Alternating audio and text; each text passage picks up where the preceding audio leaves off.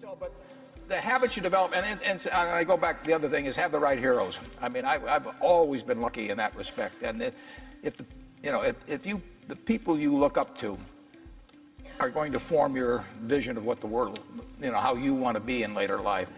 And I'll give you two pieces of advice. I'd invest as much in myself as you can. I mean, you're your own biggest asset by far. I mean, you've got all kinds of potential. All the people in this room, you're lucky to be in this country, gotten a good education, but most people go through life using up a very, very small part of their potential. And so anything you do that invests in yourself,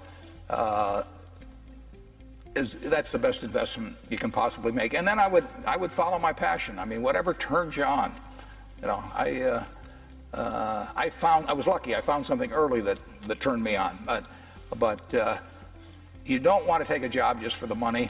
You don't want to take a job for an organization that you really don't feel good about, or work for people that you don't feel good about. You really want to be excited when you get out of bed every morning. And it won't necessarily be the job that you have 10 years later, but you'll be learning so much as you go along. And I took a job with Ben Graham, my hero, and I never asked the salary, and I found at the end of the month when I got my first paycheck what I was earning, because I just knew it was the right thing to be doing. So I would follow. The worst investment I ever made? How long do you have?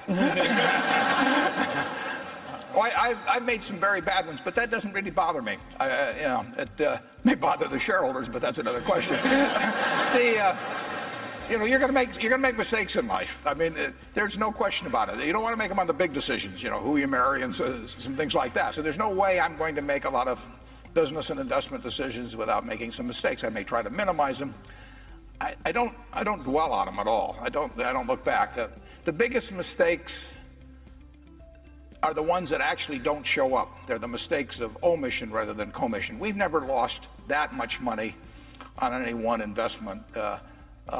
But it's the things that I knew enough to do that I didn't do. We have missed profits of as much as maybe $10 billion in things that I knew enough to do and I didn't do. Now, the fact I didn't buy Microsoft way back is not a foregone opportunity, because I didn't know enough to make that decision. But there have been other investments where I did know enough to make the decision, and for one reason or another, I either didn't do it at all, or I did it on a small scale. I was sucking my thumb when I should have been writing checks, basically. And those don't show up. There's no place where it shows missed opportunities, but I've missed some big ones. The triumphs in life are partly triumphs because you know that everything isn't going to be a triumph. And I would never get too hung up on mistakes. I know a lot of people that really agonize over them, and it just isn't worth it. I mean, tomorrow's another day, and you live it forward and just go on to the next thing.